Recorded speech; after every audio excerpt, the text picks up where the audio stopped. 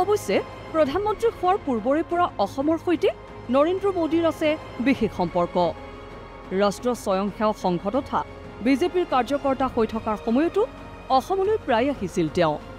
ৰাজ্যৰ বিভিন্ন ঠাই ভ্ৰমণ কৰি অঞ্চলটোৰ সমাজ সংস্কৃতি আৰু ইতিহাসৰ সৈতে পৰিচিত হোৱাৰ লগতে সমস্যাৰাজিৰো বুজ লৈছিল মোদীয়ে।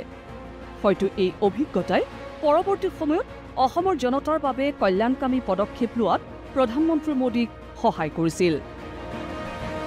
তেখেতে যেতিয়া চিফ মিনিষ্টাৰ আছিলে গুজৰাটৰ 2001 চনত বোধ হয়, তেতিয়াও অসমৰ লগত তেখেতৰ সম্পৰ্ক যথেষ্ট আছিল।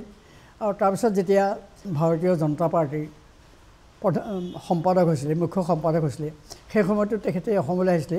এয়াৰপৰ্টৰ পৰা আহোঁতে বোলে অকণমান আগত যাওঁ বুলি ক'লে অকণমান আগত গৈ মানে ব্ৰহ্মপুত্ৰৰ ব্ৰীজখন দেখিলে। তাৰপৰা ঘূৰি আহোঁতে ক'লে যে ইমান সুন্দৰ স্পট অসমৰ ব্ৰহ্মপুত্ৰৰ সতে পাহাৰে সতে চাৰিওফালে নীলাচল পাহাৰ, কামাখ্যা মন্দিৰ, এই সুন্দৰ স্পটটো যদি বিদেশত হ'লহেঁতেন কেনেকুৱা সুন্দৰ কৰিলেহেঁতেন। তেতিয়া সেই মুহূৰ্তত সেই কথাটো তেখেতে কৈছিলে জেনেৰেল ছেক্ৰেটাৰী হৈ থাকোঁতে।